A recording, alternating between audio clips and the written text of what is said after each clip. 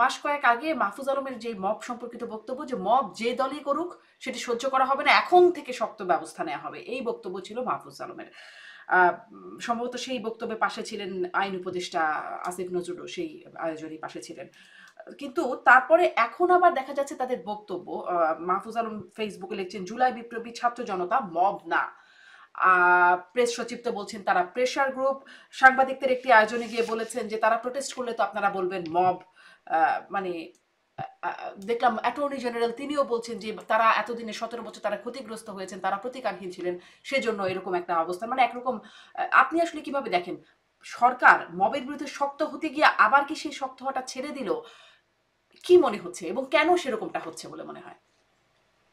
সরকার ছেড়ে দিয়েছে, আমি আগেও তো বললাম সরকার ছেড়ে দিয়েছে। আপনি যে উদাহরণ দিলেন, তথ্য উপদেষ্টার উদাহরণ দিলেন, ওনার বক্তব্যে মবের সংজ্ঞা চেঞ্জ হয়ে গেছে। প্রেস সচিবের বক্তৃতায় হুম।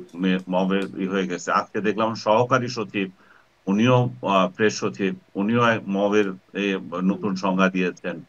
এবং এগুলা আন্দোলনের, মবের বিরুদ্ধে বলা, আন্দোলনের বিরুদ্ধে বলা, জুলাই আন্দোলনের বিরুদ্ধে বলা। তারপরে অ্যাটর্নি জেনারেলের কথা বললেন। সামগ্রিক ভাবে এরা মব যে হচ্ছে এটা কি স্বীকার করতে চাচ্ছে না। হুম। তার মানে কি? তার মানে হচ্ছে মব এদের দ্বারাই সৃষ্ট, এরা মবের দ্বারা লাভবান। দুইটা কারণে, হয় মব মব মবগিরি করে তারা প্রতিপক্ষকে নিঃশেষ করতে চায়, এবং এই অরাজকতাটা টিকিয়ে রাখতে চায়, এবং এই এই মব পরিস্থিতি যতদিন বাড়বে, নির্বাচন তত দেরি হবে, সেই পরিস্থিতি রাখতে চায়।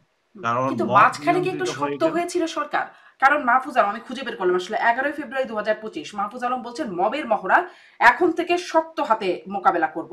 আহ, এটা তারই বক্তব্য, এবং তারপরে কিছুদিন একটু মবের একটু বিষয়টা কমেও ছিল, কিন্তু এখন যেরকম আবার বেড়েছে। হ্যাঁ, এক সপ্তাহ থেকে এটা চরম আকার ধারণ করেছে, যখন বলা হলো যে মব, মব না, এটা হচ্ছে প্রেশার গ্রুপ। হুম। প্রেশার গ্রুপের পর থেকে এটা বেড়ে গেছে। এটা তো মব না। তো আপনি যখন তাদেরকে মব বলবেন না, তখন এনসিপি নতুন সংজ্ঞা দিচ্ছে, এরা সংজ্ঞা দিচ্ছে। সবগুলো মিলিয়ে যে পরিস্থিতি তৈরি হয়েছে, তাতে হচ্ছে মবের বিস্তারই চায় এরা। এদের এদের কারো ইচ্ছা নাই যে, আমি বহুদিন আগে থেকে বলেছি, মব, মিলিটারি এবং মোল্লা, এই তিনটা শ্রেণীকে যদি সরকার নিয়ন্ত্রণ করতে না পারে, ডক্টর ইউনূসের সরকার টিকবে না। এখন উনি তিনটাকেই ছেড়ে দিয়েছেন। মোল্লাদেরকে নিয়ন্ত্রণ করাতে বলা হয় যে বিট অর বাই। মোল্লাদের আপনি নিয়ন্ত্রণ করতে হবে বিট অর বাই। এটা শেখ হাসিনার এই পলিসি ছিল, বিট অর বাই। শেখ হাসিনা সারা ওয়ার্ল্ডে এটা আছে, মোল্লাদেরকে নিয়ন্ত্রণ করার একটা পদ্ধতি, বিট অর বাই। এই পদ্ধতি থেকে আমরা সরে গেছি। আমরা এদেরকে সব করতেছি, মানে আহ ইয়ের দেওয়া আছে এদেরকে, মানে এটা কি বলবো, মানে আশকারা দেওয়া আছে। এবং এমন তাদের বক্তব্য যে আপনি দিচ্ছেন, আপনি কি মবের ভয় পাচ্ছেন না? মব তো যে কাউরে আক্রমণ করতে পারে, মবের ভয় পাবো না কেন? মবের মধ্যেই তো আছি আমরা। এখন কি আপনি মনে করেন মবের মধ্যে নাই? এখন প্রতিনিয়ত সোশ্যাল মিডিয়া আপনাকে হুমকি দিচ্ছে, সেগুলো কি মবের হুমকি না? হ্যাঁ। তো সরকারের মধ্যেও তো মব চায় না সেরকম লোকও তো আছে।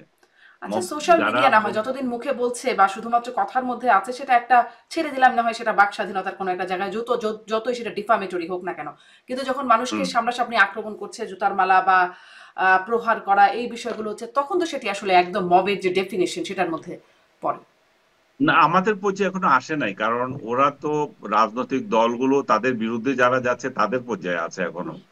এখন আমরা, আমাদের বিরুদ্ধে আসবে যে মবের বিরুদ্ধে বলিস কেন, মব কোথায় পাস তোরা, সেটাতে আসবে, সেটা পরবর্তী পদক্ষেপ।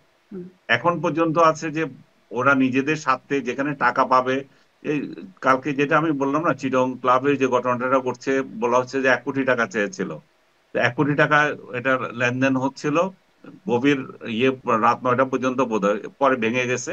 তখনই এটা তারা ডেকে আনে, মবদের ডেকে এনেছে। তো মব তো অনেক জায়গায় হচ্ছে টাকার বিনিময়ে, টাকার কারণে হচ্ছে। আমাদের ধরে তো কোনো টাকা পাবে না, আমাদেরকে ধরবে তখনই, তোমরা মবের বিরুদ্ধে বলো কেন, আমরা মবগিরি করতে পারছি না। তখনই হয়তো তাদের টনক নড়বে আর কি, যে এগুলোকেও দমন করো। তো আমি আমি যেটা বলছিলাম যে তারা মবকে চাচ্ছে, এবং এই পরিস্থিতি যদি দীর্ঘায়িত হয়, তারা সরকারে থাকতে পারে। এবং সরকারে থাকা মানে হচ্ছে ইলেকশন পিছিয়ে যাওয়া। এবং ইলেকশন তো নানা ইস্যুতে পিছানোর তালবাহানা আছে। তার মধ্যে তো সবচেয়ে বড় যে বিষয়টা আপনারা বলছেন না, সেটা হচ্ছে পিআর পদ্ধতি নিয়ে তাদের মাথা ব্যথা সবচেয়ে বড় হয়ে গেছে এখন। জামাত আজকেও যে তাদের যে নির্বাচনী সভা ছিল ফেনীতে, সেখানে বলছে যে এই যে পিআর পদ্ধতিতে নির্বাচন হলে যে কালো টাকা, পেশি শক্তি এসবের বন্ধ হবে, তারা ফ্যাসিজম সৃষ্টি হবে না। আর পিআর পদ্ধতি হলে যে বিএনপি নাকি বলছে যে আওয়ামী লীগ পুনর্গঠিত হয়ে যাবে বা পুনর্বাসিত হবে, যে এমন বিএনপি নাকি প্রচার করছে। যে তারা বলছে শহীদের রক্তের উপর দাঁড়িয়ে আওয়ামী লীগকে নির্বাচন করতে দেওয়া হবে না। তার মানে জামাত আগে আওয়ামী লীগের বিরুদ্ধে এভাবে বলে নাই। আগে এখন একবারে সরাসরি বলছে যে তারা শহীদের রক্তের উপর নির্বাচন দাঁড়িয়েও আসবে না। তার মানে নির্বাচন করবে তারা, এবং পিয়ার পদ্ধতিতে হতে হবে। আবার সালাউদ্দিন আহমেদ এর বিরুদ্ধে বলেছেন যে পিয়ার পদ্ধতিটি জনগণ এটা বুঝেই না, যে এখনো জনগণ এটাতে কোনো এই পদ্ধতিতে কখনো ভোট দেয় নাই। এবং কিছু দেশে পিয়ার পদ্ধতিতে নির্বাচন হয় সত্য, কিন্তু সেই সব দেশেও এটা এখন পরীক্ষামূলক।